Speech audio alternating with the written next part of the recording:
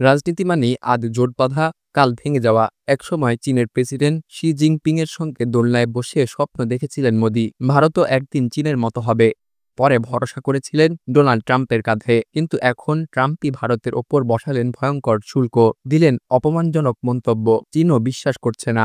Russia যদিও পাশে দাঁড়াচ্ছে, কিন্তু ভারত কি দুই দানব শক্তির মাঝে আটকা পড়েনি? আজকের ভিডিওতে জানবো কেন মোদি এখন একলা চলার পথে। ২০১৪ সালে ভারতের প্রধানমন্ত্রী নরেন্দ্র মোদি যখন চীনের প্রেসিডেন্ট শি জিনপিংকে স্বাগত জানান, তখন দৃশ্যটা ছিল সত্যিই ব্যতিক্রমী। নদীর পাড়ে দোলনায় বসে হাসি আড্ডা, একে অপরের প্রতি আন্তরিকতা, সবই যেন দুই দেশের ভবিষ্যৎ সম্পর্কের নতুন অধ্যায় সূচনার প্রতীক ছিল। কিন্তু বাস্তবে এর ফল দাঁড়ালো ভিন্ন।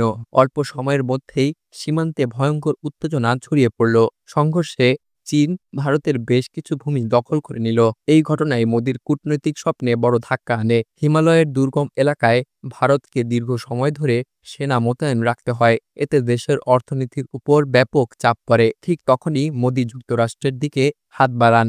শীতল যুদ্ধ পরবর্তী সময়ে ধীরে ধীরে যে সম্পর্ক গড়ে উঠছিল, সেটিকে আরও দ্রুত এগিয়ে নিতে যেতে চান তিনি। তখনই ডোনাল্ড ট্রাম্পের সঙ্গে তার ঘনিষ্ঠতা বেড়ে যায়। ট্রাম্পের প্রথম মেয়াদের সম্পর্ক এমন জায়গায় পৌঁছায় যে মোদি হিউস্টনের ভরা স্টেডিয়ামে প্রোটোকল ভেঙে প্রকাশ্যে ট্রাম্পের হয়ে প্রচারণা চালান। ভারতীয় আমেরিকান ভোটারদের উদ্দেশ্যে মোদি বলেছিলেন, ট্রাম্পকে দ্বিতীয় মেয়াদে ক্ষমতায় আনতে হবে। কিন্তু ভাগ্য সহায় হয়নি। নির্বাচনে হেরে যান ট্রাম্প। এরপর জো বাইডেন ক্ষমতায় আসেন এবং দলীয় রাজনীতির ঊর্ধ্বে উঠে ভারত আমেরিকা সম্পর্ক আরও জোরদার করেন। কিন্তু ট্রাম্পের দ্বিতীয় মেয়াদ শুরু হতেই মোদির জন্য বিব্রতকর পরিস্থিতি তৈরি হয়। হঠাৎই ভারতকে নিশানা করে ট্রাম্প আরোপ করেন ৫০% শুল্ক।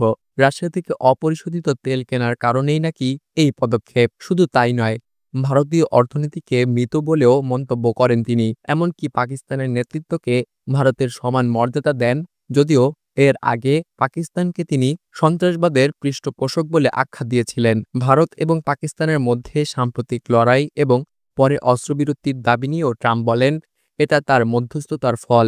ভারত অবশ্য একে স্বীকার করেছে। কিন্তু এসব ঘটনায় বিশ্বমঞ্চে ভারতের সীমাবদ্ধতা স্পষ্ট হয়ে যায়। বড় অর্থনীতি এবং বিশাল জনসংখ্যা থাকা সত্ত্বেও দেশটি পরাশক্তির চাপ থেকে মুক্ত নয়। মোদি নিজেও স্বীকার করেন। এ কারণে তাকে রাজনৈতিকভাবে বড় মূল্য দিতে হতে পারে। এই জটিল পরিস্থিতিতে ভারত আবারও চীনের সঙ্গে যোগাযোগ বাড়াচ্ছে। ৭ বছর পর এই মাসেই মোদির চীন সফর হওয়ার কথা। তবে সীমান্ত সংঘাত আর পাকিস্তানের সামরিক তৎপরতায় চীনের প্রকাশ্য সমর্থন এখনও বড় বাধা। চীন ভারতের বিকল্প উৎপাদন কেন্দ্র হওয়ার প্রচেষ্টাকে সন্দেহের চোখে দেখছে। পরে উষ্ণতা ফিরলেও সম্পর্ক পুরোপুরি আগের জায়গায় ফেরানো কঠিন। এদিকে মোদি থেমে থাকেননি।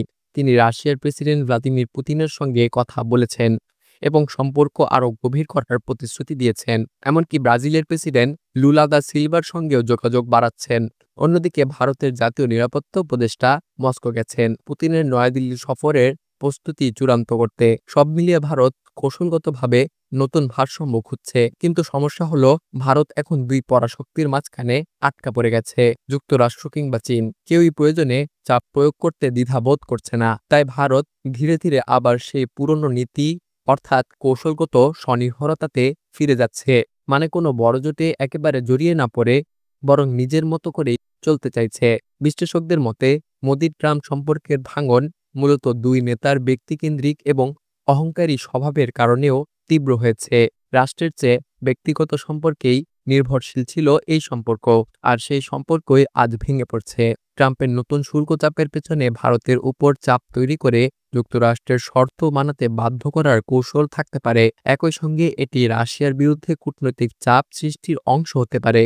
তবে আশার কথা হলো, এর মধ্যেও আলোচনার কিছু অগ্রগতি হয়েছিল। ভারত যুক্তরাষ্ট্র থেকে বেশি প্রতিরক্ষা সরঞ্জাম এবং জ্বালানি কিনতে রাজি হয়। কৃষি বাজারও আংশিকভাবে খুলে দেওয়ার কথা ছিল। সাবেক জি-20 দূত অমিতাভ কান্ত মনে করেন, এখনও একটি পারস্পরিক লাভজনক চুক্তি সম্ভব। তবে তিনি সতর্ক করেছেন, চুক্তি হলেও বিশ্বাস পুরোপুরি আর ফিরবে না। সব মিলিয়ে ভারতের কূটনীতি এখন এক অদ্ভুত টার্নিং পয়েন্টে দাঁড়িয়ে। একদিকে যুক্তরাষ্ট্রের সঙ্গে টানাপোড়েন, অন্যদিকে চীনের সন্দেহভাজন দৃষ্টি। আবার রাশিয়ার সঙ্গে কৌশলগত সম্পর্ক গভীর করার চেষ্টাও চলছে। মোদি বলছেন, ভারত কৃষক, জেলে, দুগ্ধশিল্পীদের স্বার্থে কোনো আপোস করবে না, যদিও এর জন্য তাকে ব্যক্তিগতভাবে রাজনৈতিক মূল্য দিতে হতে পারে। প্রশ্ন হলো, এই মূল্য কি ভারতের কূটনৈতিক স্বপ্নকে আরও পিছিয়ে দেবে নাকি নতুন দিগন্ত খুলে দেবে?